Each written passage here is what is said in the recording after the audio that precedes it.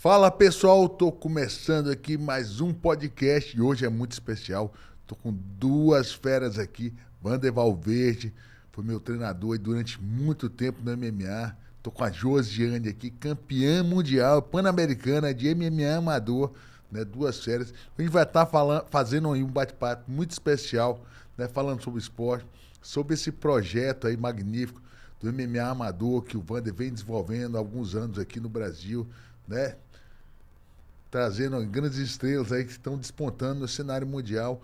E é quão importante isso, né? A gente sempre vê as coisas acontecendo, Wander, mas se você não desenvolver essa base, esses novos atletas que já... O Josi já vem de uma modalidade que é o taekwondo há muito tempo, treina desde criança, mas do MMA amador, no Brasil faltava isso, né, Wander? Esse desenvolvimento de atletas, de novos atletas, para o MMA, você adaptar regras, você ter essa parte de orientação mesmo. Eu sempre viajei com você como um grande treinador, né? E é o cara que orienta mesmo. Isso está sendo importante para aquele passo aí do MMA do Brasil, né? Então, falando assim dos atletas no Mundial, isso se tornou um destaque, uma importância do trabalho que foi feito, né? Eu fico, né, lisonjeado, agradecido por estar fazendo parte desse projeto, né, de desenvolver o MMA amador dentro do Brasil, que é uma história que muitos tentam fazer, mas de uma forma ainda muito particular, muito privada, né? Então você tem alguns eventos que promovem algumas lutas amadoras junto com lutas profissionais, diferente de um projeto da Confederação que queria exatamente só as lutas amadoras, pensando, claro, em grandes eventos, né? Então era uma coisa ainda que era um pouco místico ainda, né? De ter um campeonato mundial, de ter um campeonato pan-americano, de como que seria isso, né? Então a gente começou esse projeto aí em 2021, né? Foi o primeiro passo, assim... Projeto novo, 2 anos e meio. Um projeto novo que eu falo assim, o presidente, que é o Carlão Barreto, né? Ele já desenvolvia um projeto, ele no passado, né? No tanto que... Tentou, né? Tentou desenvolver, no tanto que ele... Assim, a gente até conseguiu ter um resultado, né? Então você tem lá a Amanda Ribas, que foi a primeira campeã mundial de MMA amador. Que hoje está no UFC, Que né? hoje está no UFC. Se viu a importância disso, aí teve um espaço, né, um intervalo ali, numa dificuldade para tentar desenvolver, já que o atleta é aquele cara ansioso, né? Ele quer entrar no MMA, ele já quer ser o campeão do UFC, ele já quer estar em grandes eventos, mas ele não quer fazer a base. Então, em 2021, se retornou o projeto de estar fazendo uma base. Aí, nesse projeto... Pandemia e tudo, né? Pandemia. Nesse projeto veio a Josi, né? E outros atletas, né? E aí a gente conseguiu desenvolver, a partir de 2021, um pensamento do quanto era importante o MMA amador. Já que quando você pega históricos assim de grandes países, por exemplo, os Estados Unidos é um grande país que desenvolveu também o MMA. Na América, você tem lá um regulamento que o atleta, nas comissões atléticas lá, ele só pode se tornar um atleta profissional a partir de 6 lutas amadoras. No Brasil, a gente não tinha esse histórico. O cara fez uma luta amadora, na outra já era profissional, na outra ele já queria ser o campeão do mundo, né? E a gente sabe... Ele quer o Land Rover, o cinturão da Sim, você mais do que eu pode falar com propriedade o quanto é difícil você entrar num grande evento. E o quanto é importante ter uma boa base. Então, o MMA amador, a importância dele é dar essa base. E mais do que uma base, é uma base internacional. Então, eu posso falar que a Josi... Quantas lutas agora você está agora no total? No total são 14 lutas. Então, são 14 lutas, né? De MMA, de né? MMA. E a gente tem... Fora de taekwondo, tem ideia mais ou menos do cartel? Não tenho ideia. Taekwondo, se você fizer uma média que compete desde 8 anos de idade, e cada competição você pode fazer de 3 a 4 lutas, desde 8 anos de idade, você vai... E no taekwondo eu competia todo mês praticamente, né? Principalmente eu corri 3 ciclos olímpicos, né? Então eu fiquei ali em seleção brasileira. 12 anos fazendo. Quase 15 anos de seleção brasileira. Então eu lutava quase todo mês. Estava viajando e lutando. Cada competição nessa média de 3 a 4 lutas por competição. Então, não tenho ideia. Muita luta. É muita luta, né? E essa migração, Josi, do MMA porque o Wander era seu treinador de taekwondo, já foi seu treinador de taekwondo também, e veio a ser seu treinador de MMA, né? De Muay Thai e MMA também, que o Wander, né, é um cara que é um head coach, né? Um coach que tem muito conhecimento. Como foi essa migração? Foi ideia sua, do Wander?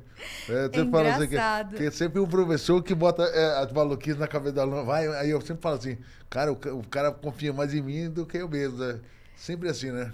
Nesse caso foi o contrário. Eu tive que convencer ele de que eu realmente queria o MMA. Ele já era meu treinador de taekwondo. Então, muitas vezes, como ele tinha que dar, logo depois do nosso treino de taekwondo, ele tinha que dar o treino para o pessoal de MMA na Tinogueira, a gente treinava o taekwondo antes do treino de MMA. Então, eu ia, treinava e já ficava assistindo os treinos. Então, você chegou a fazer os dois numa época assim? Teve uma época que eu fiz. Mas, assim, até convencer ele de que eu realmente queria, demorou um pouquinho, até porque eu ainda estava lutando muitos torneios de taekwondo e ele não queria que atrapalhasse, né? Tirar o foco, né? Exatamente. Então, aconteceu comigo um pouco isso no boxe, né? Eu ficava ali meio que boxe e MMA. Porque você tem, olha só, você tem dentro do taekwondo uma organização, né? Você é um atleta, normalmente esse atleta com o número de títulos e o currículo que ela tem, já tem um incentivo do governo, você participou disso, então você entende que o atleta de esporte olímpico, ele tem o Bolsa Atleta ou nacional ou internacional ou uma Bolsa Olímpica. Então, como que eu ia explicar eu pegar uma atleta que tem um incentivo do governo e falar assim, abandona tudo isso e migra para o MMA, como você falou, numa coisa de que a gente, né, coisa de maluco. Você tá ali, vai pra briga, né? Enfim.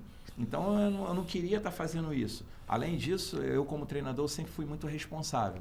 Quando ela começou a treinar comigo, ela é do estado, não é do Rio de Janeiro. Então, do Pará, né? Ela é do Pará. Então, ela saiu de Belém do Pará e veio para treinar comigo uma modalidade.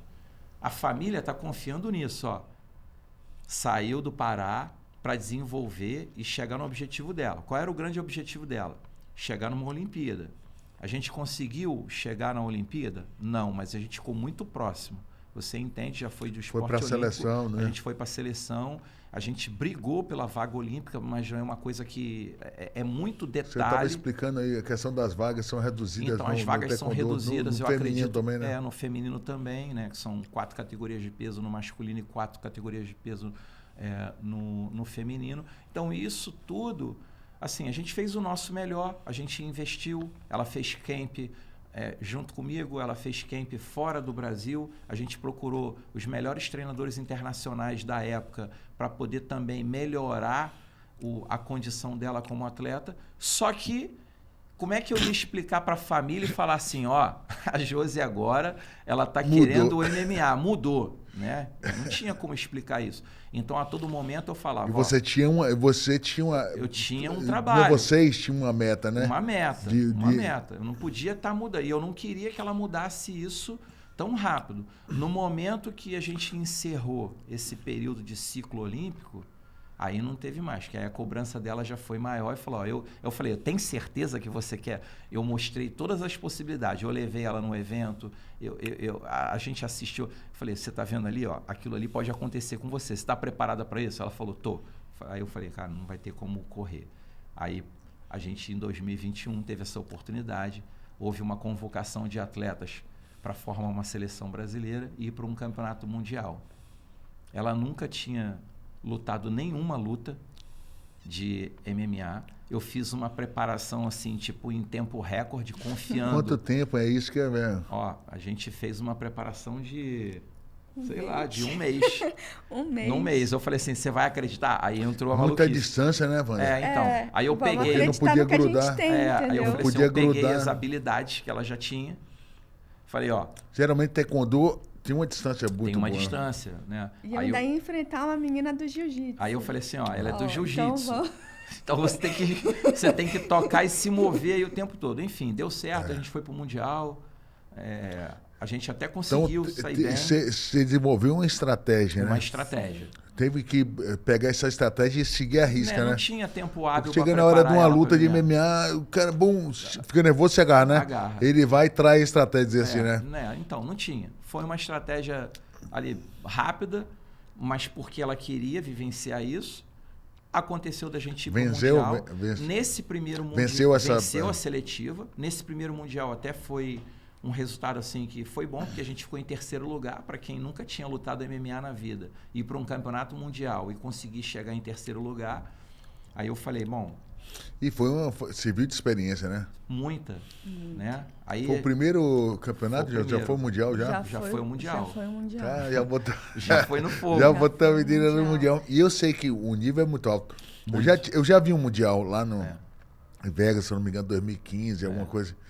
E aí eu vi um nível alto. Eu falei, os meninos estão lutando igual profissional. Luta porque quando você vai para o Mundial, você tem atletas...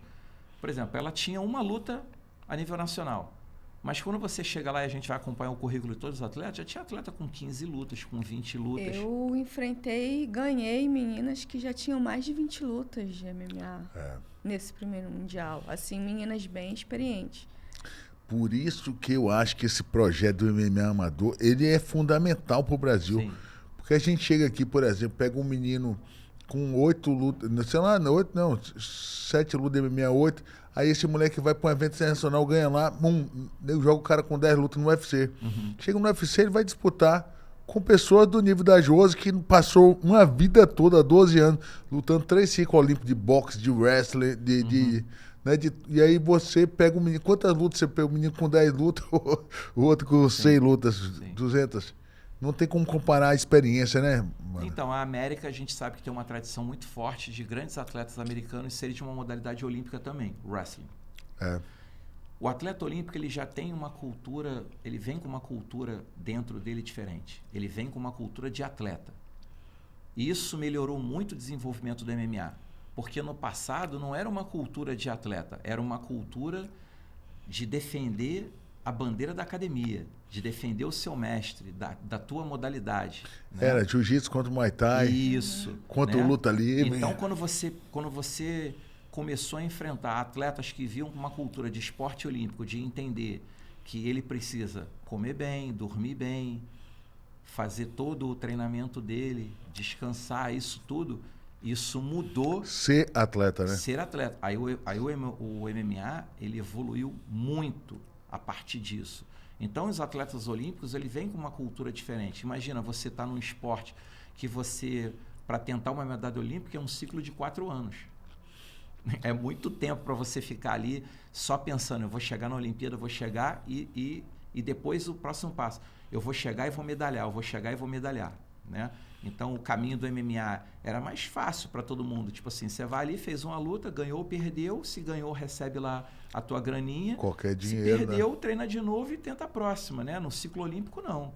Ainda mais num esporte que é... Vamos supor, você vai para uma modalidade que é eliminatória direta. Você vai para o torneio, num torneio que você tem lá a chave de 32 atletas. Um exemplo, você vai para uma chave de 32 atletas. Você perdeu na primeira luta, tá fora. 4 anos. Você perdeu, tá fora. Não tem chance. Imagina. Então, a cabeça de um atleta de esporte olímpico... longo prazo, né? É longo prazo. Então, eu acho que isso foi importante para o MMA.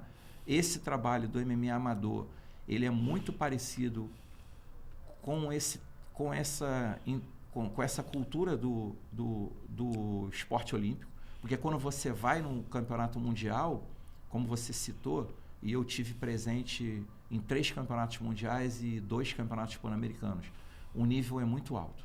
Então, você pega países como a Rússia, o Daguestão, Tajiquistão, que são países que têm uma cultura muito forte de esporte olímpico. De esporte olímpico. De esporte olímpico. Então, você está enfrentando atletas muito duros. Você não está enfrentando qualquer um. E isso é uma condição assim que de experiência inigualável assim para esse atleta que participa. A gente fala isso, eu falo isso por experiência própria de eu ter treinado. Tipo assim, eu fiz uma experiência. Eu peguei uma atleta que não tinha experiência nenhuma de MMA, de jiu-jitsu, de nada. Luta agarrada, né? De luta agarrada.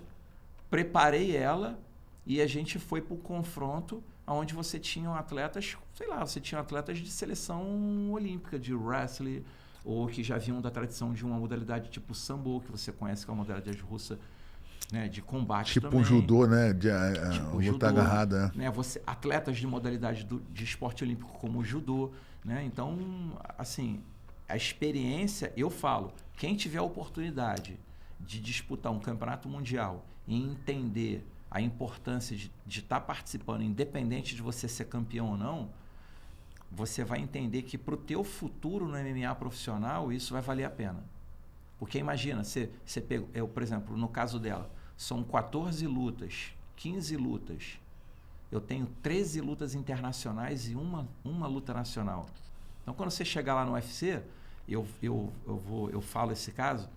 Que já vai sentir muito menos o peso, né? A gente foi para várias lutas juntos. Né?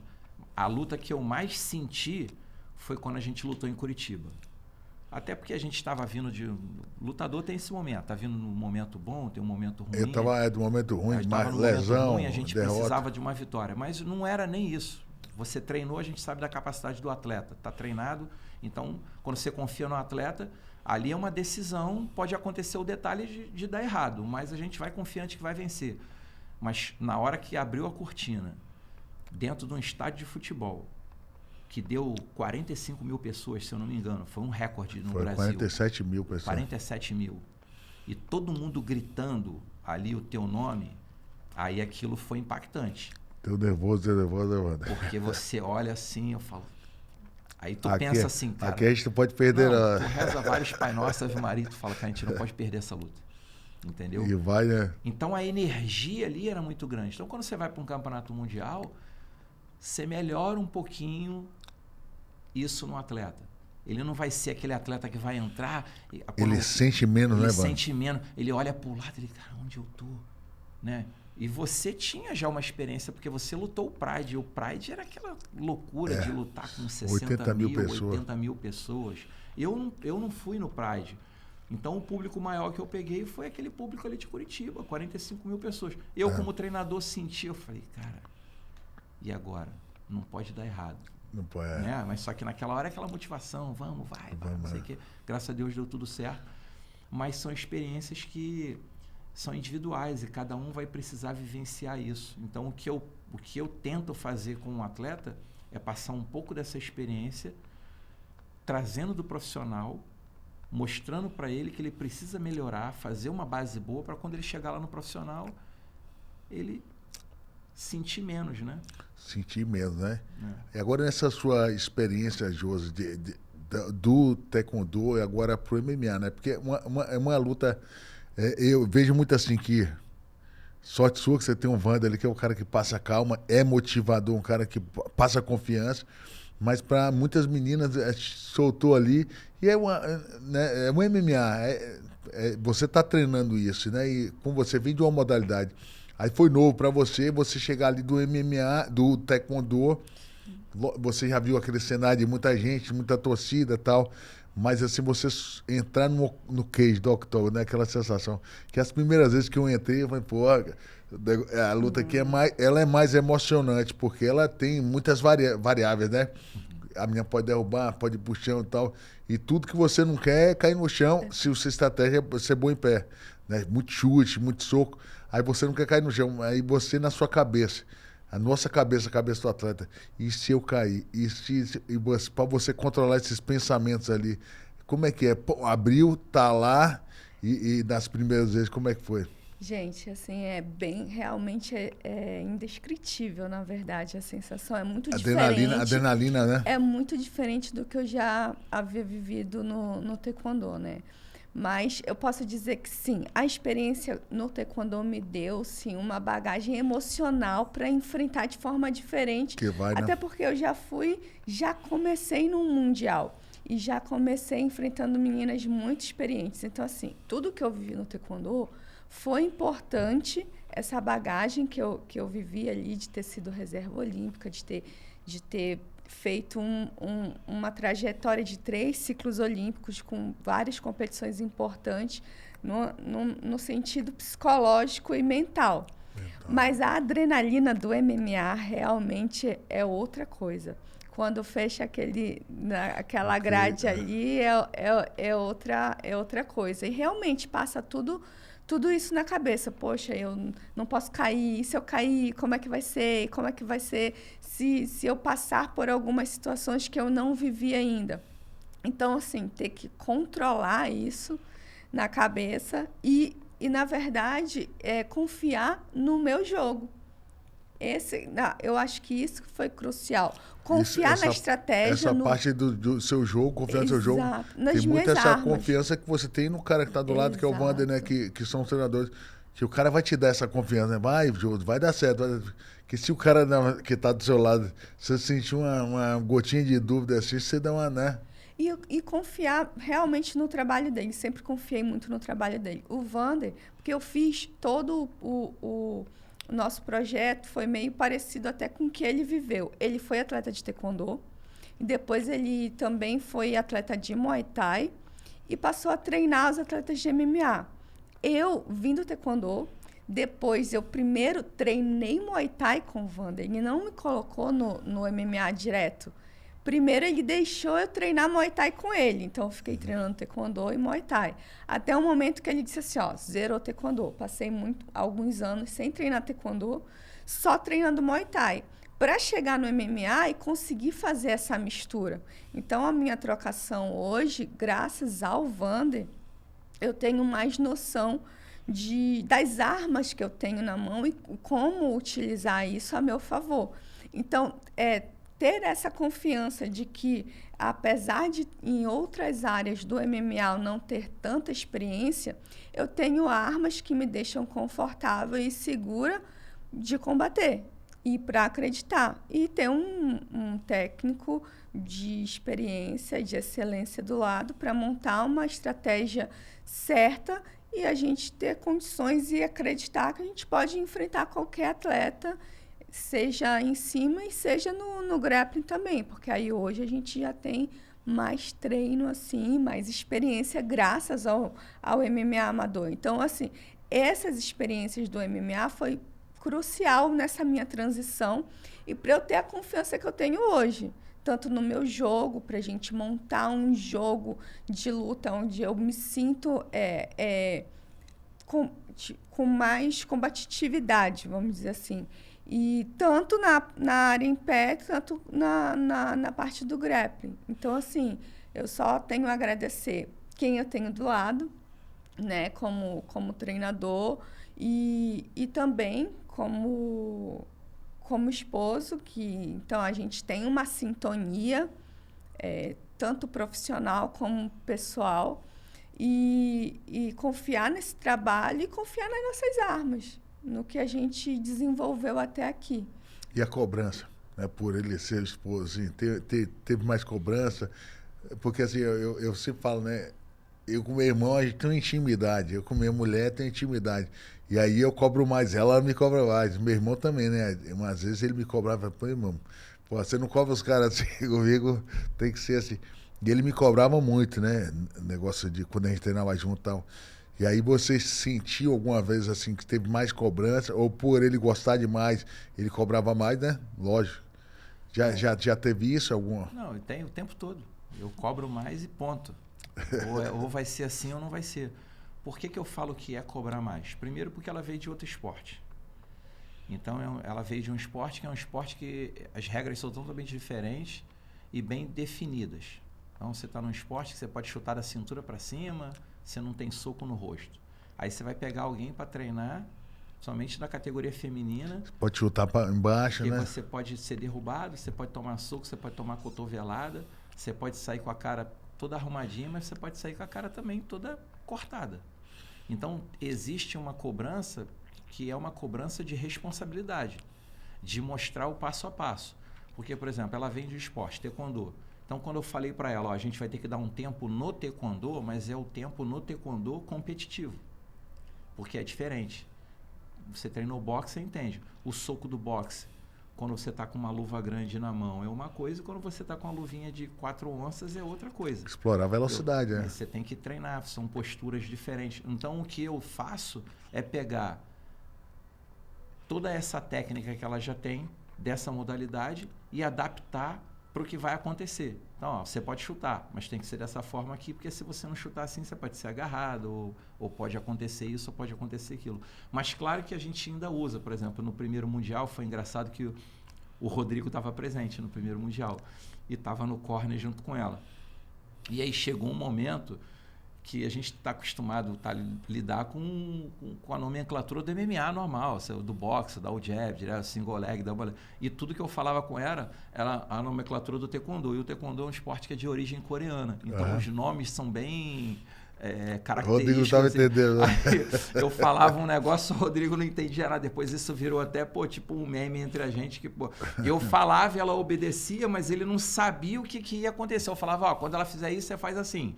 Quando ela fizer isso, você faz assado. Só que eu usava a nomenclatura do taekwondo. E ele estava do meu lado de corner, tipo assim, o que ele está falando? O que ela vai fazer agora? Ele só ia saber na hora que ela executasse o movimento. Né? Então, isso eu não deixo de usar, porque é mais fácil entender. Eu uso isso como estratégia também, porque não é todo mundo. Então, por exemplo, hoje no MMA, principalmente no MMA profissional, grandes treinadores estão usando muito código, né? Então, por exemplo, você tem lá, são 2 brasileiros, aí o cara vai entender, você faz o jab, você faz o direto, o cara sabe o que é. Então, o cara, sei lá, o cara usa um número, você joga o número 1, o número 2, o 2 com 4. Ele criou um código ali que é mais fácil para o atleta dele entender e o outro lado não escutar, porque acaba escutando, porque está todo mundo gritando.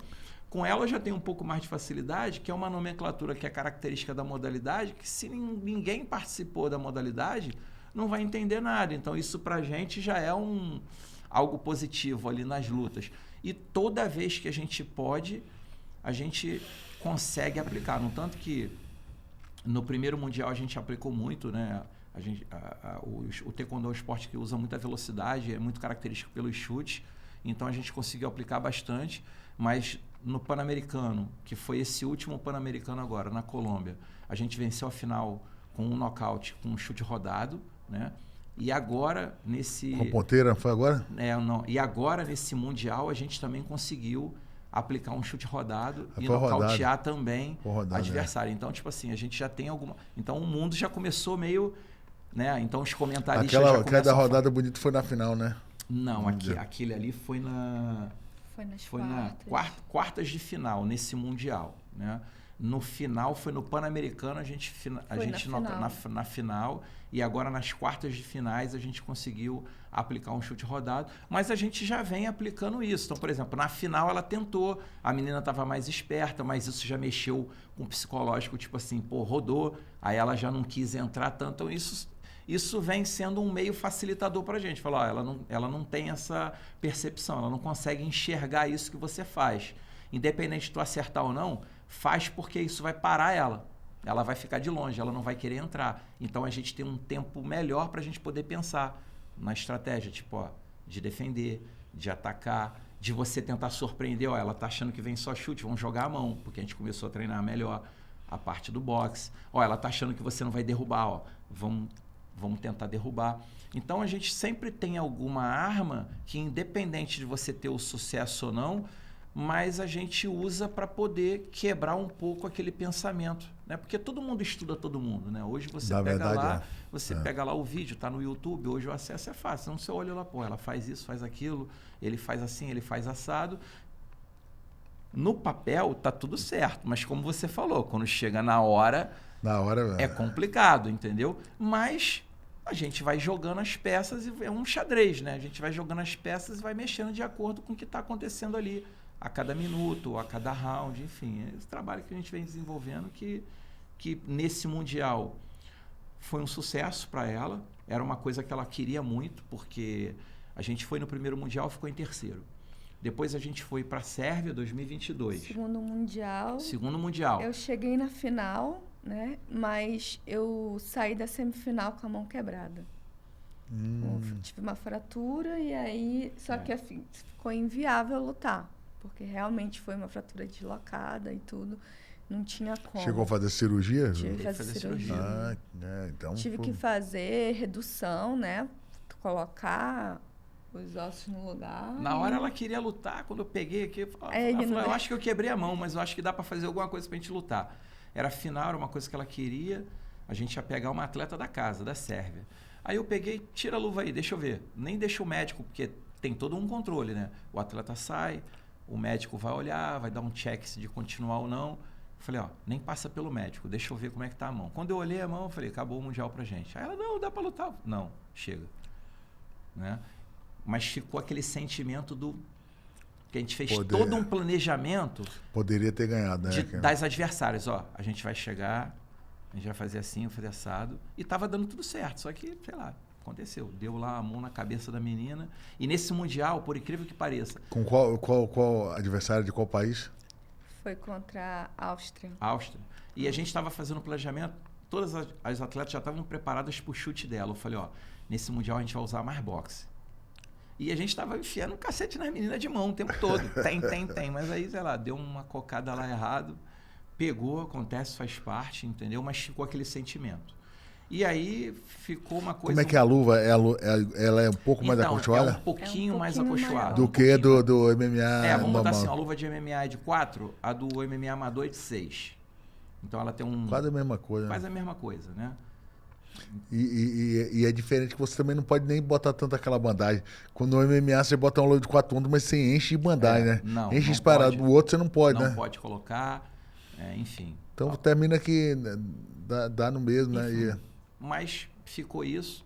A gente ficou na decisão de tipo, ou a gente para agora e vai pro profissional, ou vamos ver o que acontece. Aí aconteceu que a organização, que é a IMAF, que é importante falar, que é essa que controla o MMA amador mundialmente, ela antecipou a data do Mundial.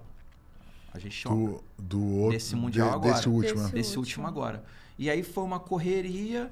Ela, já que antecipou, eu quero tentar o último. Eu não quero ficar no quase, né? E como eu te falei, aí cabeça de atleta que já tem uma personalidade, falou, não, eu vou ser campeão. Então, a todo momento ela falava, eu vou ser campeã mundial. Para mim, isso é importante para minha mente. Era o que estava faltando, né? Tava faltando. Se era o terceiro mundial, você estava ali batendo... Não teve nenhum tipo de momento. Eu posso falar isso, não é porque está do meu lado. Não teve nenhum momento, assim, de dúvida. Foi assim, eu vou ser campeão mundial. Não importa o que vai acontecer, mas eu vou ser campeão mundial. Aí a gente foi, traçou a estratégia. Na hora tem o sorteio das chaves, né? E ela já estava como número 1 do ranking, por ter sido bicampeã pan-americana, pelo histórico dos outros mundiais. A gente já ia ser favorecido, porque é torneio, tem um chaveamento, né? E aí eu falei, a gente vai pegar a cabeça de chave aqui, as adversárias são essa. Vamos fazer assim. A mais fácil é essa, a mais difícil é essa. Só que a mais fácil a gente não pode dar bobeira, porque chega na hora a gente acha que é mais fácil, pode dar errado se você não for competente.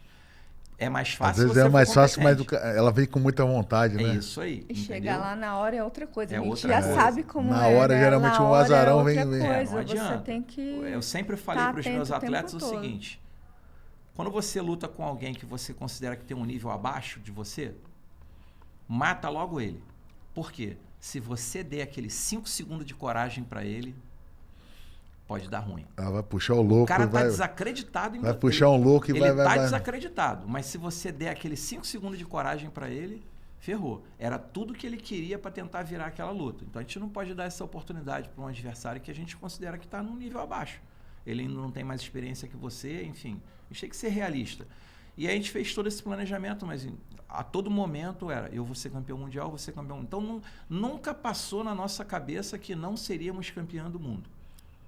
E isso aconteceu. Não foi só ela, né? Eu vou reforçar aqui que foi a Josi na categoria do 61 quilos, que como é no MMA amador, e a pesagem ela acontece todo dia.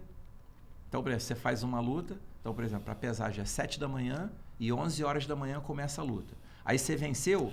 Pô, só tem 4 horas para poder aí se você recuperar, venceu, né? no outro dia começa tudo de novo. Você venceu, no outro dia... Então, para você ser campeão... Para você ser campeão do mundo, você tem que fazer pelo menos 4 lutas. No caso dela, como ela foi favorecida por ser a número 1 do ranking e a chaveamento, ela pegou baia na primeira luta. Fez 3 lutas. Fez 3 lutas. né? Então, a importância de você participar dos outros eventos veio porque nesse Mundial, em vez de a gente fazer 4 lutas, a gente fez 3 lutas. Por quê? Porque existe um ranking, existe uma organização por trás. A Josi foi bicampeã pan-americana. A gente foi campeão no México e foi campeão na Colômbia agora, em 2023. Então, esse ano de 2023, a gente conseguiu o Pan-Americano e o Mundial, 2 competições e encerramos esse ciclo do MMA amador. Então, a gente já deu a decisão do próximo passo. A gente está falando já aqui. Profissionalizar, profissionalizar. Profissional. Isso aí, welcome. Seja bem-vindo aí, profissional. É esse próximo passo. Primeira mão aí no Torocast. Josi. Meninas, se cuidem que a Josi está conversando aí o profissional. Agora gente o MMA amador, ele tem regras, algumas regras definidas, né? Porque além do aluvinho de 6 onças, você usa uma caneleira, algumas técnicas que não são executadas. Por exemplo, manipulação de cervical, a chave de calcanhar ainda não vale, né? Então, é bem próximo do MMA profissional. Muito próximo, mas alguns detalhes, né, fazem a diferença do amador, até para preservar melhor esses atletas, né? E a carreira dar essa experiência para ele. Então, a gente já tomou a decisão, a gente já vai para o profissional, a gente está esperando aí que a gente já faça a nossa primeira luta já no primeiro semestre, né? Já começamos um trabalho, como a gente veio do Mundial agora em novembro, o atleta precisa dar realmente aquele descanso, que é um off, a gente precisa zerar o corpo como um todo e começar todo um processo que o trabalho, você sabe, é desgastante. O MMA é um cross-training, você tem que treinar várias modalidades, né? E a gente tem que fazer um controle de carga de cada treinamento desse, né? Da parte física, ou quanto você treina Muay Thai, quando você treina... Porque um atleta que é muito focado, você tem que ficar falando para ele parar de treinar, porque ele quer treinar o tempo todo. Quer treinar. Então, a gente tá fazendo esse trabalho de, né, um pouquinho mais de off, treinando, né, sempre dando uma prioridade naquela modalidade que ela tem menos experiência, no caso ali o grappling, né, que é o que ela começou depois. Mas, enfim, a gente está numa programação, então esse ano, no primeiro semestre, a gente já quer fazer a aposta no MMA profissional, né?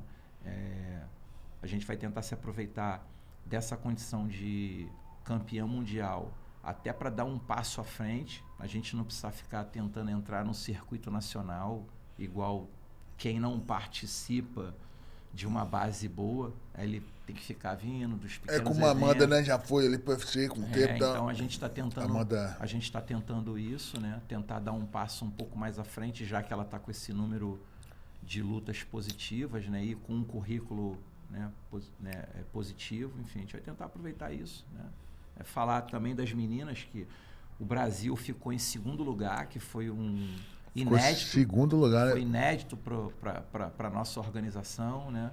Porque a Josi foi campeã no 61, a Gil, né? A Juliane Pereira, ela foi no 52 quilos, e a Fernanda Guersoni foi campeã na categoria até 70 quilos, né? Então, a Josi comigo, a Gil é da Nova União, né? O Dedé acho que vem hoje, vem também.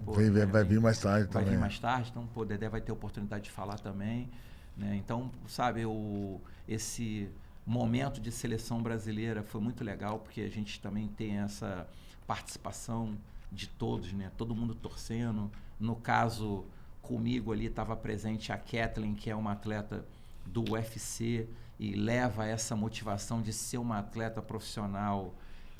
Foi bom, né? Ela é boa, ela está então muito presente. Então, né? A gente conseguiu fazer uma parceria já, 2 mundiais e 2 pan-americanos seguidos, a Kathleen comigo ali, junto com os atletas, a gente motivando, porque a Josi treina comigo, mas, né, na hora ali tem sempre o atleta que o treinador não pôde ir, ou alguma coisa, e a gente ali, todo mundo somando, né? A gente fala de Brasil, né?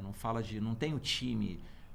o Vander, o time A, o B. É isso que eu ia te perguntar. Fala de Brasil, isso que é importante. É isso que eu ia te perguntar. Por exemplo, a Josi treina contigo, né? Eu treinava contigo. Você sabia tudo que eu fazia, então eu ia falar, hoje ia dar um chute rodado, meu negócio era mais do boxe. A Josi já sabe, ela já explora o chute rodado e tal, e evita o chão. por você pegar atletas de outras modalidades, de outras academias, no caso. E de algumas modalidades você não sabe muita tradição. Você tem uma semana que você fica ali estudando elas, treinando e tal, para poder entender o que ela faz de melhor. Mas mesmo assim, né, tem uma limitação que você poderia falar. Como é que você consegue adaptar isso? Então, com alguns atletas foi um pouco mais fácil. Eu falo isso no caso da Juliane, porque a Juliane fez a temporada junto com a Josi. Então, ela foi desde 2021 e foi campeã mundial também junto com a Josi, né? Então, houve uma parceria também muito grande entre elas, de tipo assim, ó... E a Juliane também é muito motivada, ó, você campeão mundial, eu quero isso, eu quero ser campeão mundial.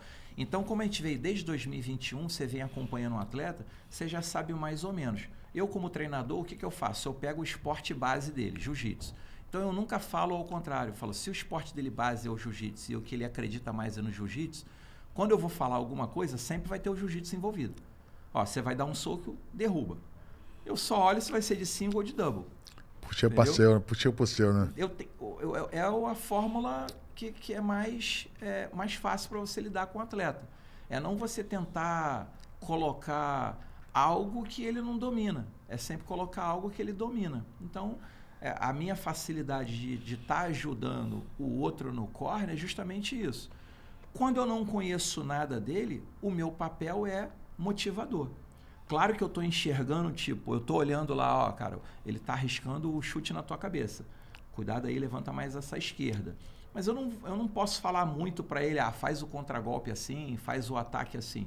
Então é uma coisa que eu tenho que deixar um pouco mais de autonomia para o próprio atleta, ele conseguir executar, mas eu vou dando algumas dicas do que está acontecendo na luta e ele se preparar para isso. Falar, ó, ele só quer te derrubar, ou ele está usando muito golpe reto, ou ele só vai te bater na curta. Então é um linguajar da luta que hoje ele já é um linguajar universal para todo mundo. Que quem são se você for um treinador um pouco mais experiente, você consegue estar do lado de alguém, mesmo não treinando ele, você somando alguma coisa. No pior das hipóteses, eu sempre falo, ó, quando eu falar, você só reproduz aquilo que eu estou falando. E quando você falar, eu vou reproduzir. Então, às vezes eu estava lá, por exemplo, né, nessa viagem agora, eu tive a experiência, o prazer de estar junto com o mestre João Roque, de Brasília. Né? Gente boa lá da Nova União, né, João Roque? Da Nova União. Das antigas. Ele levou o filho dele lá para lutar. Então, pô, era o filho dele lutou? O filho dele lutou. Que legal, então, cara. É assim, então é uma relação pessoal também, igual a nossa. Então, eu do lado do mestre ali, eu só reproduzia o que ele falava. Claro que eu alertava algumas coisas na parte do strike ali, mas na parte do solo, o que ele falava eu só reproduzia. Agarra, eu agarro. Eu reproduzia a mesma coisa. Então, é tipo eco, né? A gente vai reproduzindo ali para ficar mais fácil para o atleta entender.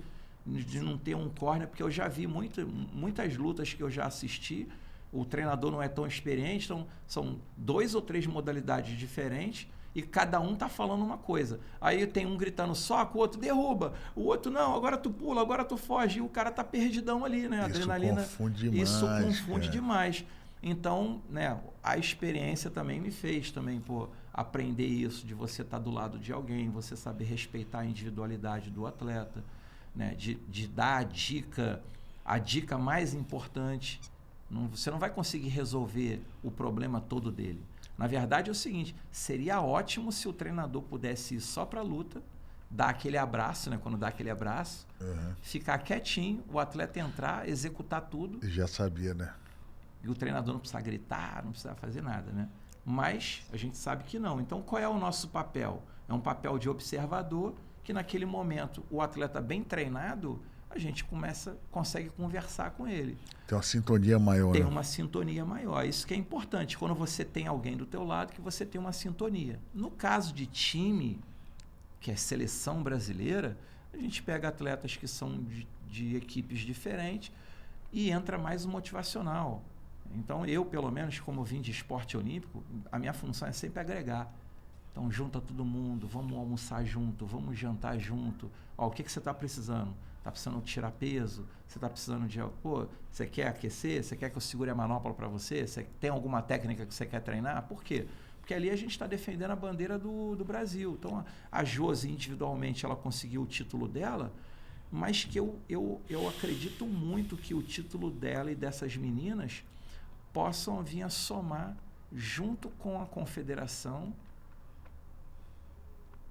para dar mais um passo à frente nessa evolução do MMA amador, de novos atletas, de novas conquistas, né? Não só parar no título delas, né? Que outras atletas consigam se espelhar nela e nas outras meninas, que outros atletas na categoria do masculino venham a ter o sucesso, que a gente ainda está faltando isso, né? Tem um atleta, a gente tem atleta campeão pan-americano, né? Que é o Luiz, que treina comigo, né? O Luiz é o primeiro campeão pan-americano. O Nobre Arte. O Nobre Arte lá. Nobre Arte, gente boa o Luiz, bacana. Na categoria do masculino, é o único que é o campeão pan-americano. Não, minto, tem um outro menino, peso pesado, que treinava também com a gente, foi o Caio. Caio também foi campeão pan-americano. Mas ele foi campeão pan-americano no México, né? Outro pan-americano. No primeiro. Nesse agora, só foi o Luiz. A gente teve outras medalhas, segundo, terceiro lugar, mas como o ouro, primeiro colocado, foi só o Luiz. Então, a gente tá faltando aí um masculino no Mundial. O feminino já foi bem, a gente conseguiu 3. No passado, a gente teve a Amanda, né? Então, eu acho que é aproveitar todo esse resultado para dar continuidade nisso, fomentando novos atletas, dando essa experiência que é importante para o desenvolvimento do atleta como um todo. E esse fenômeno aí hoje, o MMA feminino, hoje no Brasil, tem mais, assim, mais campeões femininos. Você vê que no amador também, no profissional, né? A gente teve a Amanda Nunes aí com 2 cinturões, e sempre tem atletas mulheres aí chegando junto. O que foi esse fenômeno do Brasil com as mulheres, né, se destacando no MMA? Porque é um esporte que era um esporte considerado masculino, né, Josi?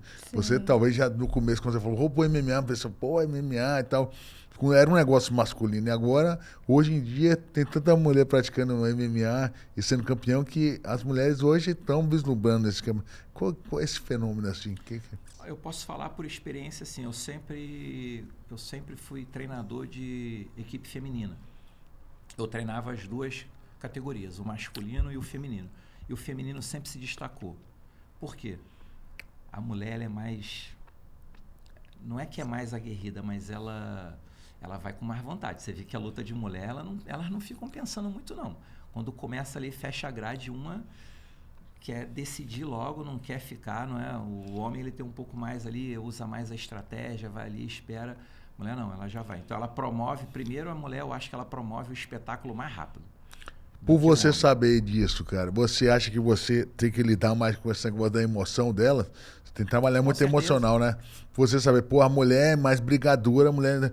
Só que nessa chance de pegar logo, ela pode ser contra-golpeada. Como você é um cara estrategista, você tem que lidar com a emoção. Calma, tal, vamos raciocinar, pensar. Então, com certeza. É um trabalho diferente. É um trabalho diferente, porque fecha ali e já quer decidir logo. Então, no nosso caso do esporte que eu venho, a gente usa bastante a estratégia. Então, eu tento colocar isso o tempo todo.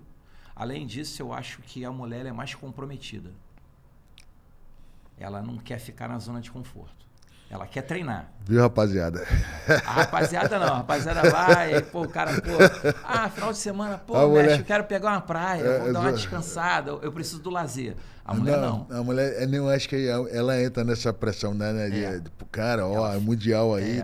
Ela fica ali comprometida, ela não quer errar, te obedece mais nessa questão. Talvez eu vejo muito assim, né? Eu tenho filho mulher, filho homem. A mulher, ela amadurece mais rápido. Com certeza. Né? O cara até amadurece, mas quando já tá velho. Ela tem mais responsabilidade. Já tá mais nova. Ela leva mais a sério em algumas coisas. Mais responsabilidade com aquilo que ela vai fazer, que é fato. O homem não, porque já tem aquela característica, né, da masculinidade, da força, testosterona. Aí ele, né, assim, mudou muito, melhorou muito. Como eu falei, melhorou muito. O esporte desenvolveu muito.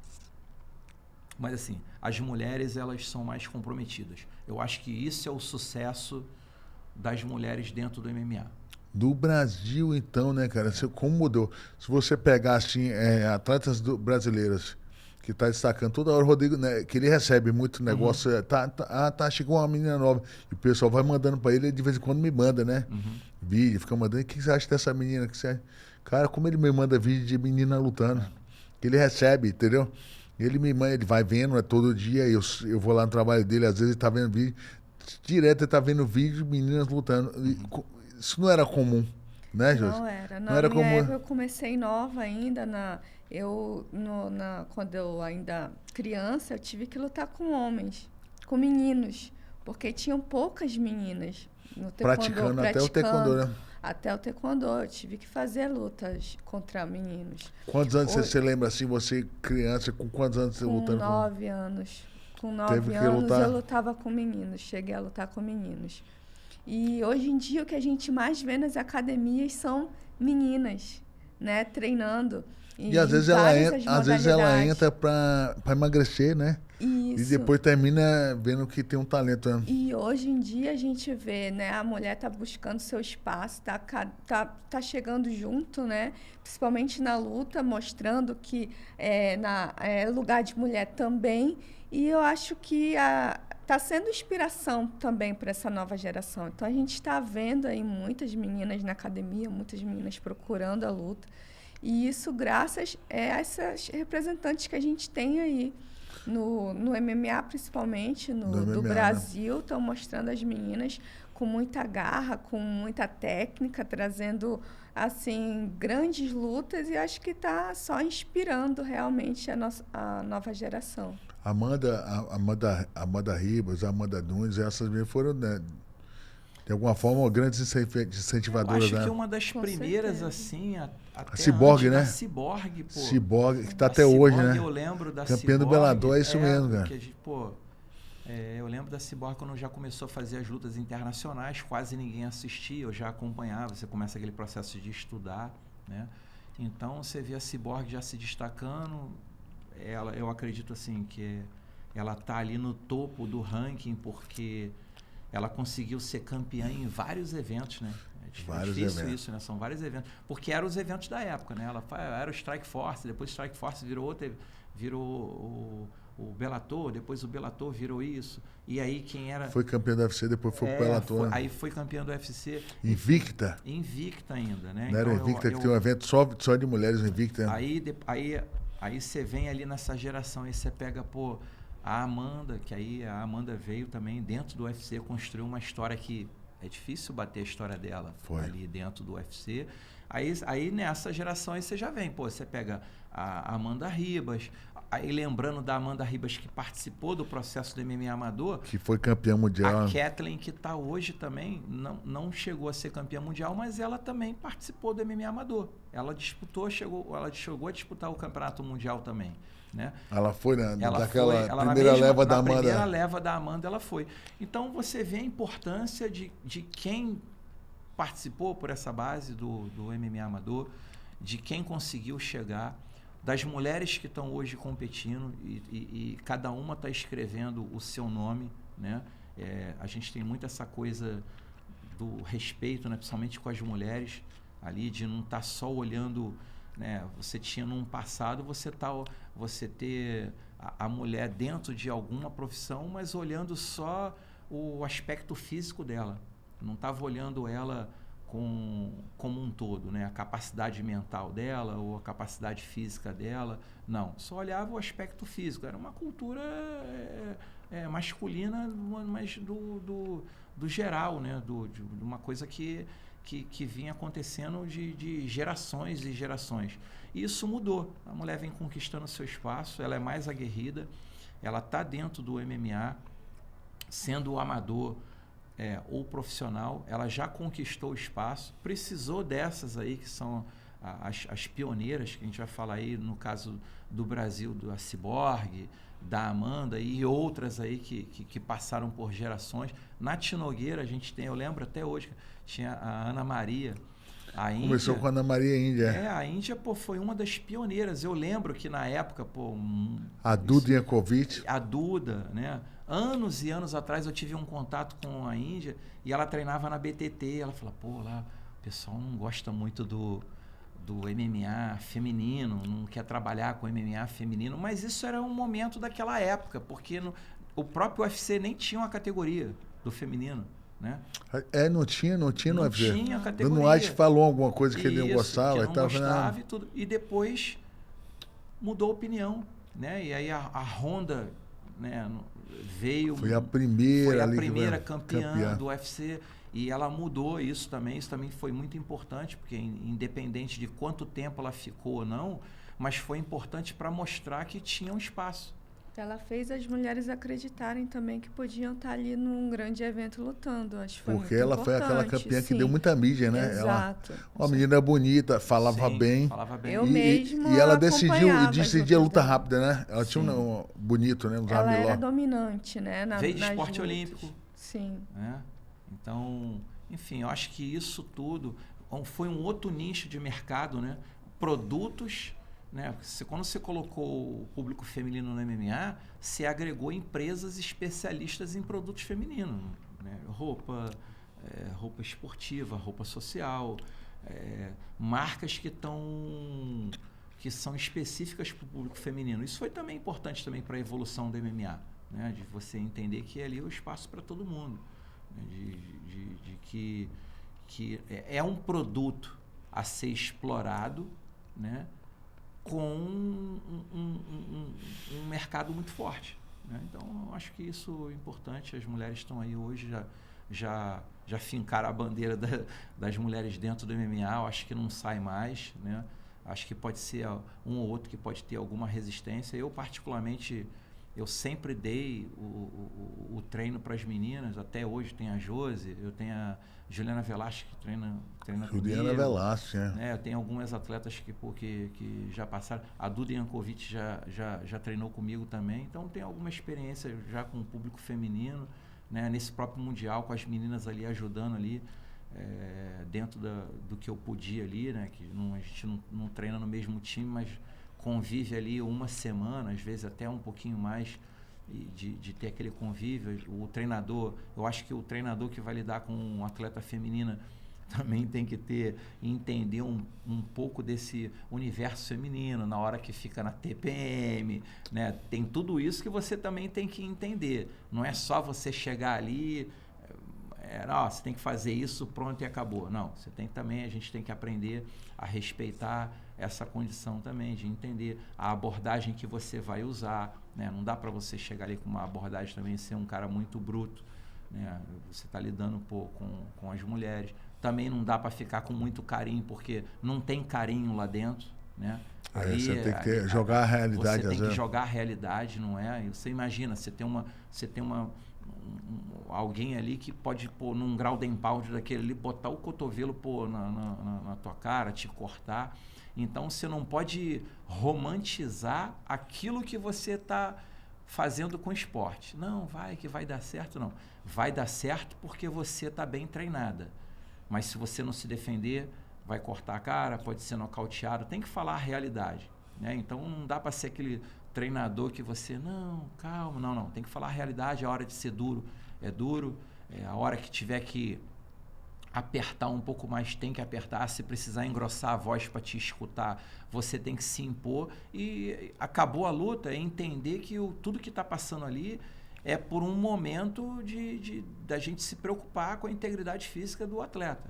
Toda vez que eu estou num corner, é a minha preocupação. Muitas vezes eu assisto luta, eu fico incomodado quando um árbitro demora muito a parar uma luta, né, que eu estou vendo que o cara já está sofrendo e não tem condições mais de lutar, e o árbitro sempre deixa um pouquinho mais, e a gente sabe que aquele um pouquinho mais para a carreira dele a longo prazo, aquilo pode ser ruim.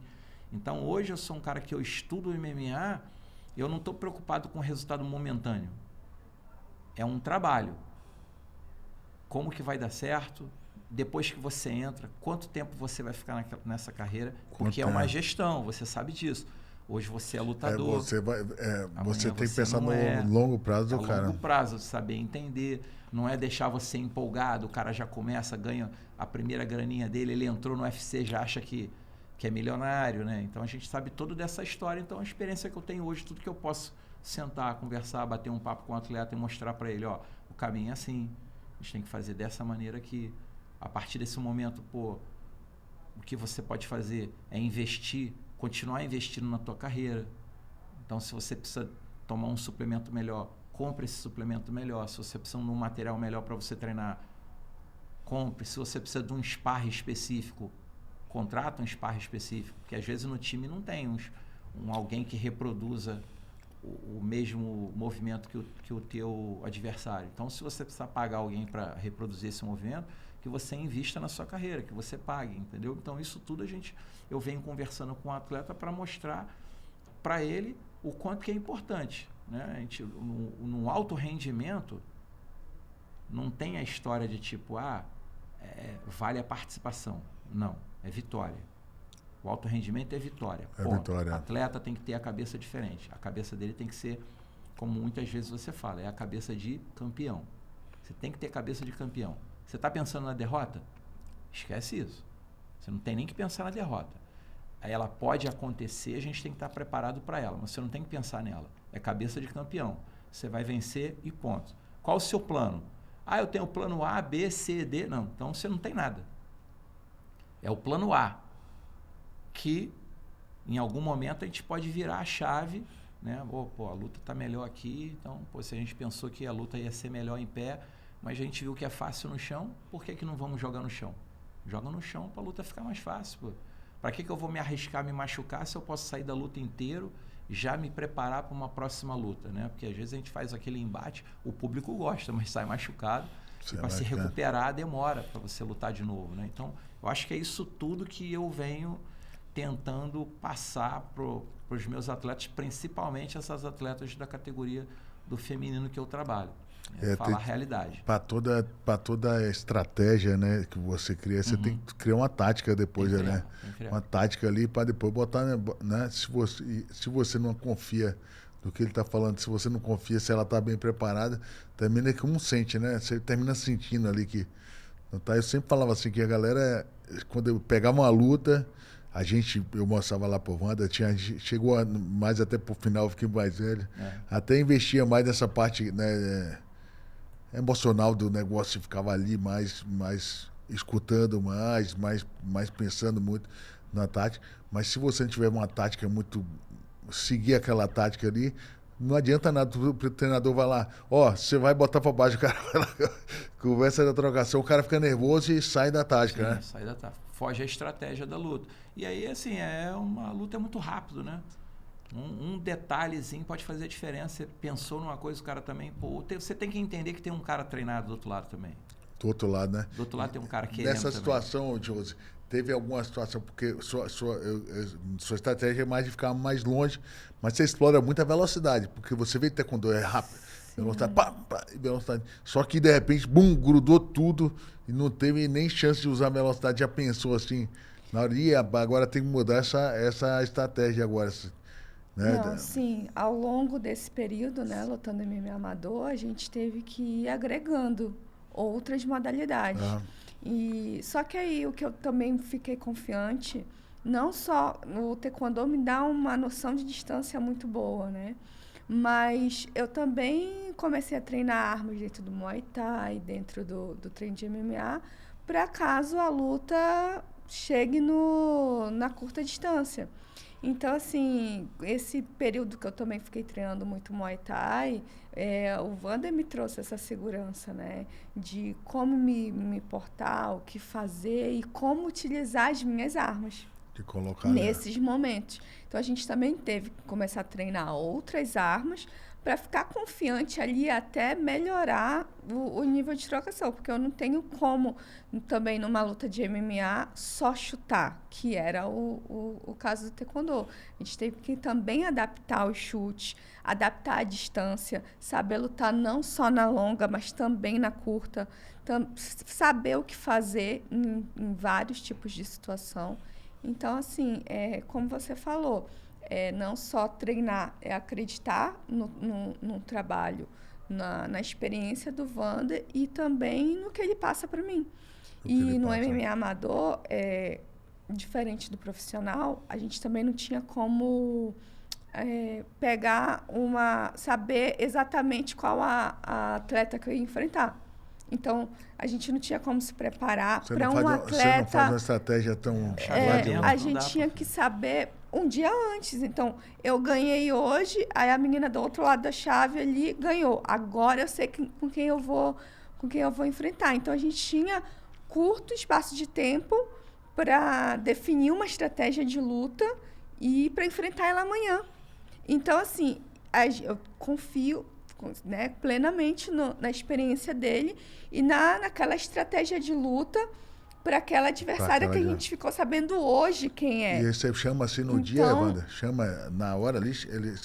Então, assim, de repente pode ser que poderia pegar uma atleta que gosta da longa distância, que gosta da trocação como eu, mas pegar uma atleta que quer me derrubar, que quer vir para agarrar, que quer a luta de solo. Então, assim, muda totalmente. Muda. Quem ganhou hoje agora a gente vai saber. Então, a estratégia a gente montava praticamente na hora ali. Dia, né? Você então, tem a confiança. Então, na verdade, assim, eu fazia, por exemplo, no treinamento. A categoria, quando roda, naquele dia, a categoria toda. Então, no chaveamento, eu sabia, a Josi vai lutar antes da possibilidade da próxima luta dela. Então, quando acabava a luta dela, então, se eu não tivesse que estar no corner com qualquer outro atleta, eu já ficava na expectativa, eu ia lá assistir a luta da outra e olhava, aí fazia isso. Aí a gente tem, dentro da confederação, a gente tem o Nelson, né? Então, o Nelson ficava de fora tentando dar um suporte. Então, o Nelson daqui do Brasil... Nelson é um cara muito bom, né? Prestativo então, pra caramba. Aí o Nelson aqui do Brasil, ele tem lá, né, que a IMAF, ela tem uma organização assim impecável. Ela tem o próprio site, ela tem um sistema de TV, ela tem tudo. Então, aí o Nelson tinha lá já o esquema, então falou assim, Vânia, vou te dar aqui a luta da próxima adversária. Você entra aqui, vamos ver. Aí eu acompanhava lá 2, 3 lutas, né, de outros momentos, né, de outros eventos da IMAF. Aí eu olhava, ela tem um padrão de luta que é esse aqui. Quando eu olhava a luta ali real, ela lutando, eu falava, ela está fazendo a mesma coisa, então eu já sei o que a gente vai fazer. Quando ela mudava um pouquinho, eu falei, com essa adversária aqui, ela tentou fazer isso, vamos ficar esperto nisso aqui. Pode ser que ela tente fazer isso com você. Com relação ao que você perguntou para ela, da dificuldade de repente, ela ser uma atleta que controla tanto de ser agarrada, o MMA é cross-training. Então, hoje tem que treinar o jiu-jitsu? Sim. Tem que treinar o wrestling? Sim. Se não treinar, não vai competir. Tem que treinar. Mas o wrestling a galera não gosta de treinar muito, né? Que é exaustivo, né? O wrestling tem muito físico, né? Muita acrobacia, né? Enfim, mas tem que treinar.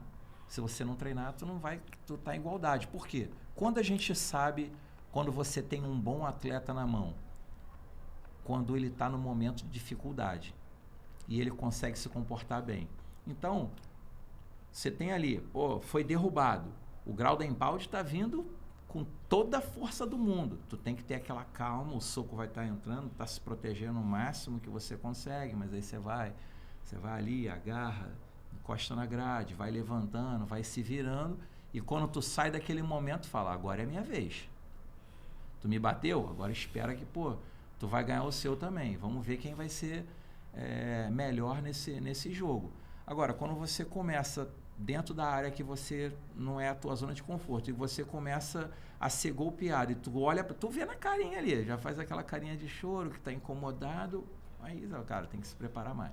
E você tem que confiar no treinamento como um todo, porque no MMA amador, como eu falei, a gente não tem como estudar o adversário antes, o que a gente vai enfrentar, a gente só vai saber na hora, né, que é de acordo com o chaveamento. Então, eu não tenho como treinar determinado movimento para utilizar contra determinado adversário, como no profissional acontece, de você ficar repetindo determinado... A gente fazia isso, você dava queda no lugar.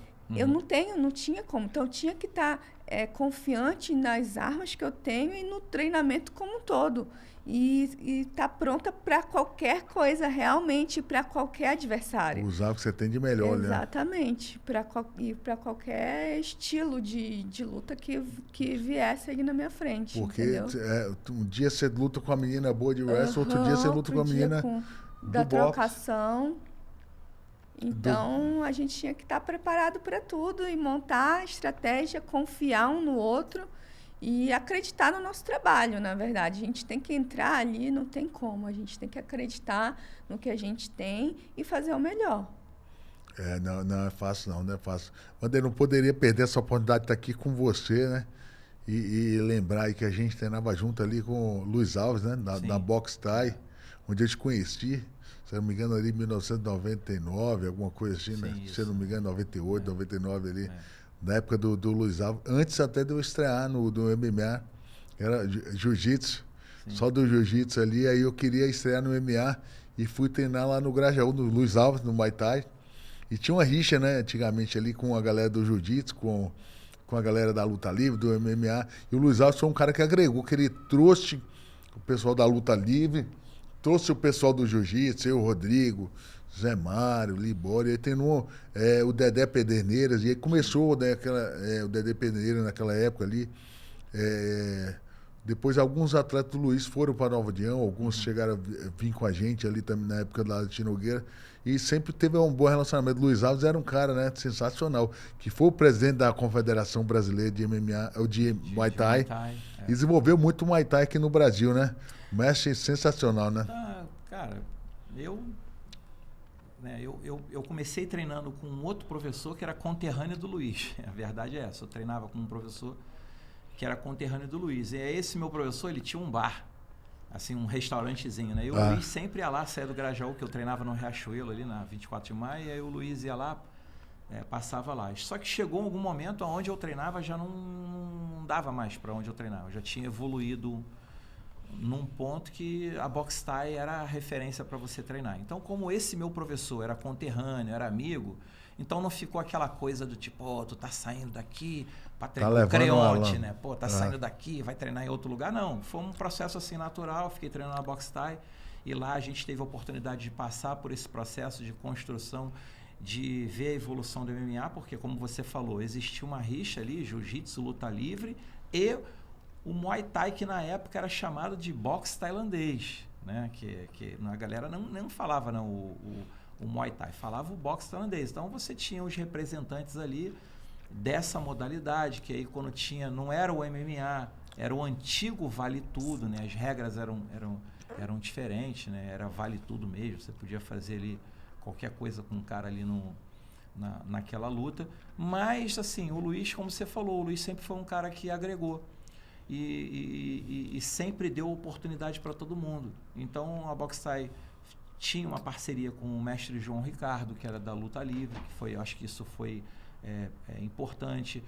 Vocês que vieram da BTT ali, que houve uma aceitação do Luiz de entender, a gente precisa de um treinador. E o Luiz era um cara fácil de se lidar, porque era mais do que ele ser um bom treinador. O Luiz era um cara que era gaiato, era um cara que era bom de papo. Então é o que a gente está falando. Muitas vezes não é porque o cara é muito bom, né? Nem sempre você vai treinar com um campeão mundial, você vai ser o campeão mundial. Mas é a forma como a pessoa consegue transmitir aquilo que você precisa. Então o Luiz era um cara tranquilo, né? Ele conseguia conversar bem, falar bem. A hora que ele precisava ser um pouco mais duro, ele era mais duro. E ali na Box Thai você presenciou. Era aquele treino raiz, né? Entrou ali na casinha ali no Grajaú. Tinha um treino que era os cangalha gato. Então, não tinha como sair. Então, quando tu saía dali, você tinha aquele sentimento, caramba, eu treinei, né? O que eu observava muito a dificuldade de quem era o pessoal do jiu-jitsu, é que ficava impressionado. Você pega a galera do jiu-jitsu ali, que já tinha um suporte, vocês sempre foram uns caras grandes. Mas chega lá, a galera com 70 quilos, com 80 quilos, bota a luva na mão. Aí você não acredita que um cara de 70 quilos vai te bater com a força, de um cara de 90 ou até de 100 quilos. E batia. E chegava lá na hora, batia, então todo mundo começou a ver, cara, a gente precisa treinar isso. Então, tanto do lado de cá como do lado de vocês, começou a ver a importância. Cara, a gente precisa treinar isso aí. Imagina, um cara de 70 quilos tá me batendo com essa força, eu vou lutar com um cara do meu peso, como é que vai ser? Né? Então, eu acho que essa parceria, essa facilidade que o Luiz tinha, aí você citou o Dedé, do Dedé o próprio também. O Dedé treinou muito tempo lá com a gente, né? Treinou ali no Grajaú também.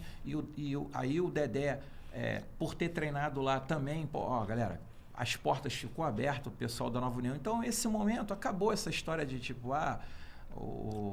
luta livre, jiu-jitsu, boxe tailandês, depois que, né, hoje todo mundo fala Muay Thai, né? esporte evoluiu mais. A própria BTT também, né? Abriu as portas para todo mundo, não ficou aquela coisa fechada, né? Que era, muita gente ali, era o Carson Grace. Então era muito aquela coisa old school. Então não deixou de ser old school, mas já foi evoluindo mais e enxergando que o mercado de trabalho ele estava pedindo isso. Ele começou a pedir isso. O cara se preparar em tudo, né? Se preparar mais. Fala, preciso treinar um boxe, eu preciso treinar um Muay Thai. Eu treino boxe, mas tudo bem, você é bom de boxe, mas você já ganhou um chute na perna? Já ganhou nada. Aí você nunca ganhou. O cara desistiu no terceiro chute, né? Aí você vai desistir no terceiro. Imagina lá, naquela época do Pride, você tá na frente do Mirko. Com a velocidade que o cara tinha. Com aquela perna, Aí você fica só olhando. No vídeo, tu tá olhando, Aí no vídeo o cara só bota o highlight, né? Aí o cara tá lutando, daqui a pouco, a cacetada na cabeça, tá um corpo estendido ali no chão.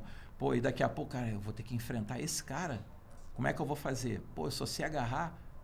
Então, esse processo de evolução na cabeça de todo mundo foi importante, né? E eu acho que o que fez as pessoas, os atletas procurarem o Luiz, na minha opinião, foi mais do que a capacidade dele como treinador. A capacidade dele como treinador é indiscutível, mas eu acho que muito essa coisa pessoal, a maneira como ele tinha facilidade de estar ali, de brincar, de entender que às vezes, tu precisa disso, tu não precisa ficar criando aquele estresse o tempo todo. O cara vai lutar, aí fica aquela coisa muito, né, ali fechada, não, tu não fala com ninguém, tu não pode isso, não pode aquilo. Luiz não, tá ali, bate de boa, né? De boa, descontrair, conta uma piada, né?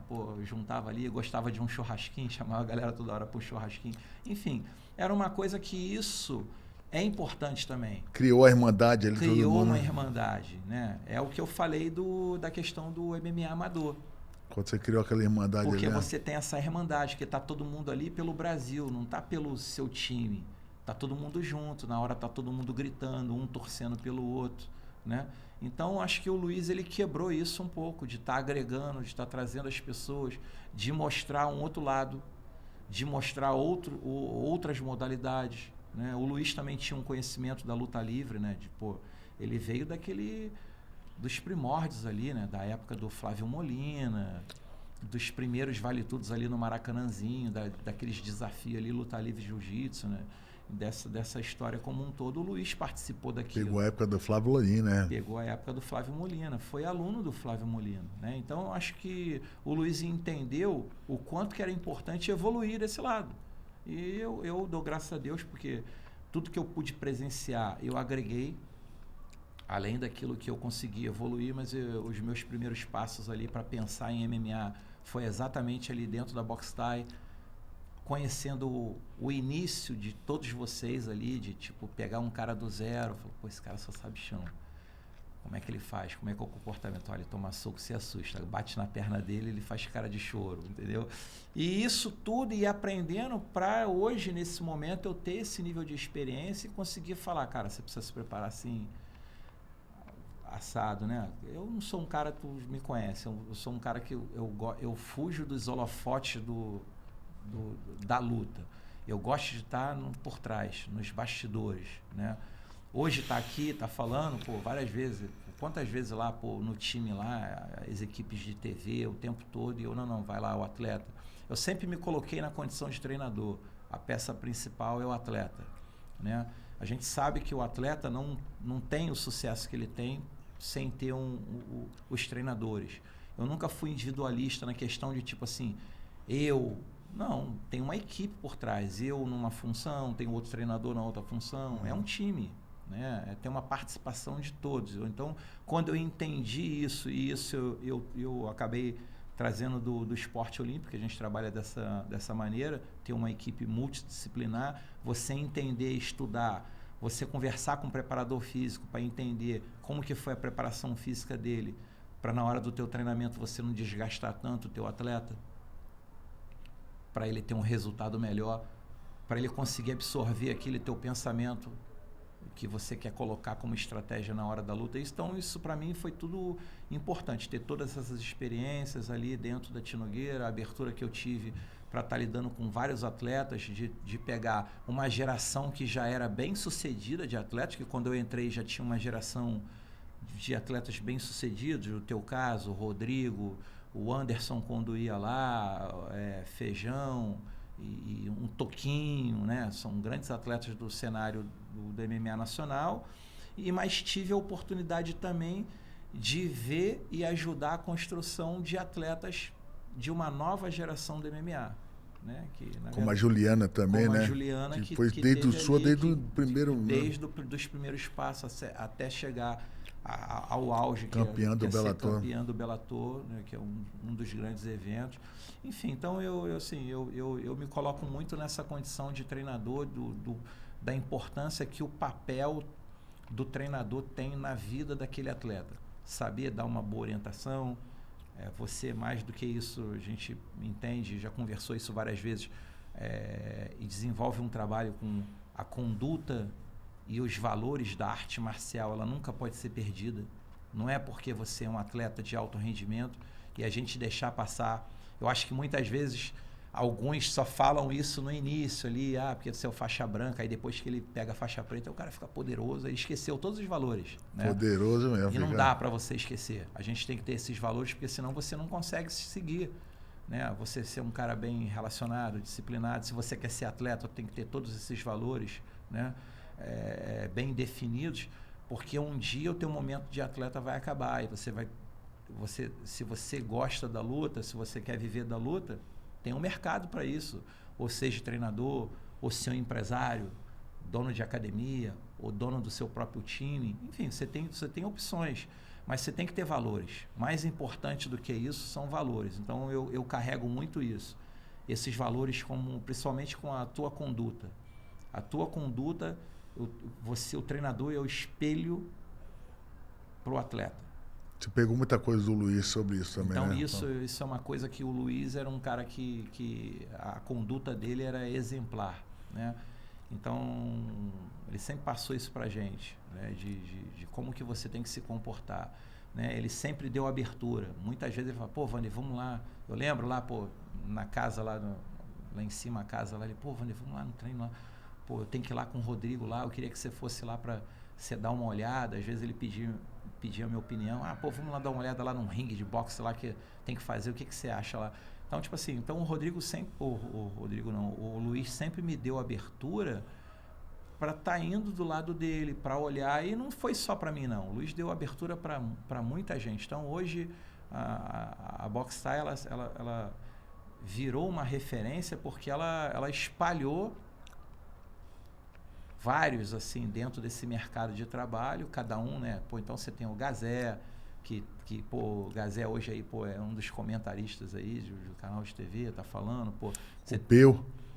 O Peu, você Pinguim tem também, Pinguim. O Pinguim, você tem o Johnny, que tá lá na Nova União, que é um dos treinadores, lutou o UFC e é um dos treinadores da Nova União. Então, cara, é muita gente, o Ângelo Sérgio, que a gente tem um time junto, né?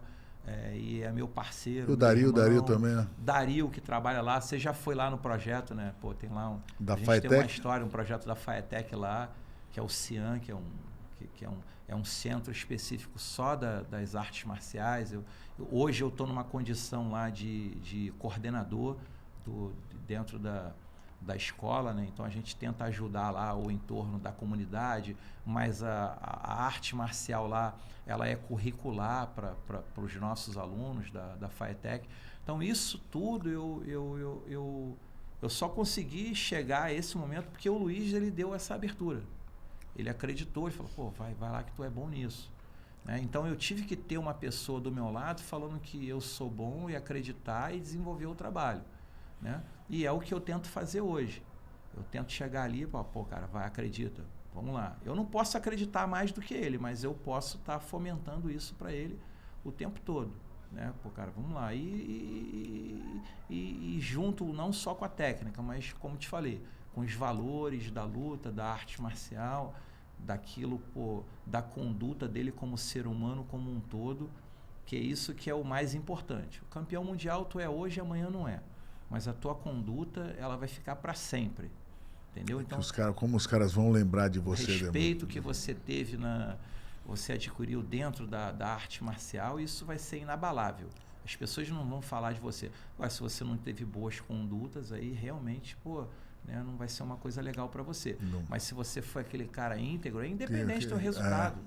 O resultado, ele termina que você vai ser lembrado pelo cara que você é, não é só pelo resultado. Cara que você é, exatamente. Você resumiu bem. Você é lembrado pelo aquilo que você é. Claro, tem toda uma história. Quantas lutas você fez, quantas vitórias você tem. Mas é mais do que isso. Você passa pelaquela organização, que não é só o presidente da organização, teus funcionários, é o cameraman, é um show. É igual aqui, né? A gente está batendo um papo, mas tem os outros que estão envolvidos, né? Aqui está o microfone, quem está lidando com isso. Então, tem que existir esse respeito. A gente não pode fingir que essas pessoas não existem, entendeu? Então, quando a gente entende isso e leva esses valores da luta para o nosso dia a dia, cara, eu acho que isso se torna muito mais fácil. Porque pode acontecer o maior problema do mundo com você. Tu vai conseguir pensar, resetar e dar continuidade, e dar o próximo passo. Quem não adquiriu esses valores ou não aprendeu, cara, o mercado está aberto, mas vai ser mais difícil. Fica mais difícil. Por isso que eu acho que é interessante quando você tem um mestre, um professor, que ele não fica preocupado só nessa parte técnica, né, na sua parte emocional, mas nessa parte dos valores, né? Você pode ser o que for, você pode ser o campeão que for, mas trate as pessoas bem, tire foto dos seus fãs, né? Procure ser uma pessoa agradável, porque as portas vão se abrir para o outro lado, né? Muitas vezes a porta da luta, mas você também tem outras portas de oportunidades que estão ali, de alguns negócios que estão ali entre a luta e você, e que você vai abrir por você ser conhecido como um cara honesto, um cara que trata as pessoas bem, um cara que trata o fã bem, um cara que tem uma simpatia com todo mundo. Aí, às vezes, o cara é campeão, mas ele é aquele campeão sisudo, não fala com ninguém, e às vezes ele não tem valor, não é um cara que vende, né? Não vende o que ele usa, não vende o que ele compra, né? Os patrocinadores, que tem todo um mercado por trás disso. Não é só você saber lutar, você tem que saber lidar como um todo, né? Você tem que estar se expressando bem, falar bem.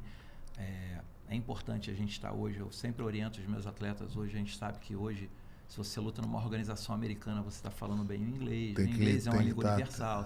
Mesmo que você fale arranhando um pouquinho mais, mas você tem que estar tentando. Tem que estar, né? É isso que você falou dos valores, saber tratar os teus fãs, porque eles é que compram o pacote ali para assistir a tua luta, eles é que estão gritando, eles é que aplaudem por É um comércio, ali, é um negócio ali. Né? É um negócio. Então, quando você entende o que é esse negócio, a chance de você ser bem sucedido nesse negócio é maior, de você durar mais nesse negócio. Eu acho que a importância é essa, você ter esses valores, essas condutas. A gente vai errar? Vai errar. O ser humano é capaz de errar. Né? Ninguém é perfeito, 100%. Mas o mais importante que isso é você sempre conseguir resetar e dar o passo à frente. Você deu um passo à frente, a concorrência a gente sabe que está ali. Então você não tem aquele negócio de correr atrás, entendeu? Sabe quando fala assim, não, eu estou correndo atrás. Não, você não tem que pensar em correr atrás. Você tem que estar no passo à frente. Quem quiser atrás de você que vai, entendeu? Mas você tem que estar com o pensamento lá na frente. Isso aí. Então, pessoal, para a gente encerrar aqui, vamos encerrar agradecendo aqui o nosso patrocinador, Samba Bet. A Bet que é a cara do Brasil, samba, futebol, MMA, esporte. Estamos aqui, vamos para o próximo. E olha só, mestre, obrigado, tá? A gente está aqui agradecido. Fico impressionado aí com essa carreira, né, da Josi, né? Mostrou assim, o seu valor por você, de forma impressionante, conseguir levar ela a ser campeã mundial tão rápido. Né, bicampeão pan-americana, campeão mundial. Como é difícil, a gente vê muita gente treinando a vida toda e não consegue chegar num sul-americano, num pan-americano e ganhar assim de forma expressiva. Você que foi 2 vezes campeã pan-americana, bateu na trave no mundial, quebrou a mão, poderia ter sido já ano passado, já foi esse ano, né, de uma forma que você, né, tem uma carreira profissional, né, tão impressionante como você teve aí no amador, né, de forma expressiva, do mesmo jeito, né? Que Deus abençoe sua carreira aí, que o Wander continue esse mestrão aí, que foi meu mestre, é um cara que cuida, com certeza faz falta aí, quando eu tô, às vezes, em algum problema, falo, pô, o Wander cuidava ali. Agora, engraçado que a gente viajava ali e o Wander cuidava muito da questão do peso, de tudo, até você pesar, até você estar lá no ringue, né? Você passa por um processo que o treinador ele te abraça como um pai mesmo ali, naquela viagem, a semana toda, cuidando ali, treinando na estratégia. Ó, vamos repassar a estratégia. A gente ficava ali horas num sábado depois, antes do treino ou depois do treino, que a gente ficava ali estudando a estratégia do adversário.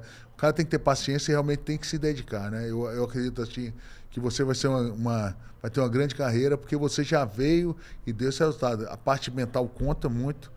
Você aguentar a pressão do treinador, a pressão dos patrocinadores, a pressão da torcida, da família.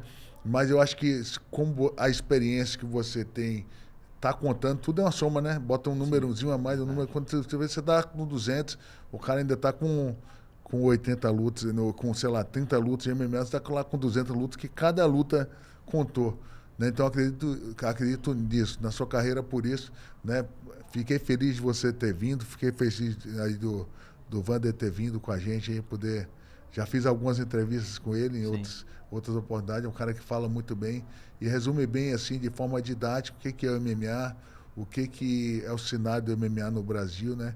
E aí você está surgindo agora, né? O Wander já é um cara que tem bastante experiência, já teve, né, com grandes lutas aí, como você falou, Wander, grandes públicos, né, e grandes atletas. Mas agora é um projeto novo, né? Deus abençoe esse projeto aí para vocês. Eu só tenho a agradecer. Primeiro, obrigada pelo convite, pelo espaço e de mostrar aí um pouco dos meus resultados na minha história. E eu só agradeço a Deus por cada detalhe da minha história até aqui.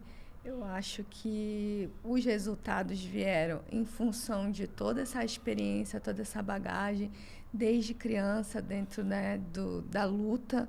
E eu também agradeço a todos os envolvidos que participaram dessa transição, né, de uma modalidade para outra, que não é fácil você, né, abandonar uma modalidade, ir para outra e ter, como você falou, em tempo recorde, grandes resultados. Então, eu também só agradeço muito ao Wander por ter colocado tanto empenho também e dedicação aos meus treinamentos, a minha ajuda não só física e técnica, tática, como mental, e também ser essa pessoa que motiva, que incentiva. E o que ele falou, é muito importante você ter alguém do lado que acredita, que incentiva, que te motiva a ir além. E além também da sua disciplina, da sua vontade e de você confiar, você acreditar que vai dar certo, que você pode ir além. Se você tem um sonho, você tem que correr atrás, você tem que confiar em você. E eu só também agradeço a cada detalhe da minha história e das pessoas que eu encontrei no caminho, que me trouxeram até aqui, graças a Deus, e que eu espero no futuro aí trazer mais vitórias no MMA profissional. Isso aí, nova etapa. Sucesso aí, né? Sucesso. Abençoe a carreira de vocês aí, né? Que eu falo de vocês porque vocês construíram isso aí desde o começo juntos, né? Desde o taekwondo, e agora tá vindo profissional, né, Wander? É um novo desafio, né? É um novo desafio aí forte, mas que, assim, muita tranquilidade, porque você já vem, né, com essa experiência, né, Wander? Então, um novo desafio, uma nova etapa, sai do amador e vai pro profissional, né? Eu acho que você já resumiu, já vem de uma experiência, foi importante, né? Acho que foi importante como um todo, aproveitar para agradecer a tudo que a gente vivenciou junto, entre atleta e treinador, agradecer a confiança de não só dentro da Tinogueira, fazendo trabalho lá contigo e com outros atletas, mas também ter acreditado de estar me indicando ali para a confederação. Falou, cara, pô, Wander é um cara que é capaz de estar junto com a equipe e estar viajando com os atletas ali para poder estar agregando isso dentro do cenário do MMA amador. Agradecer a própria confederação, né? Tem lá o Carlão, o Nelson, né?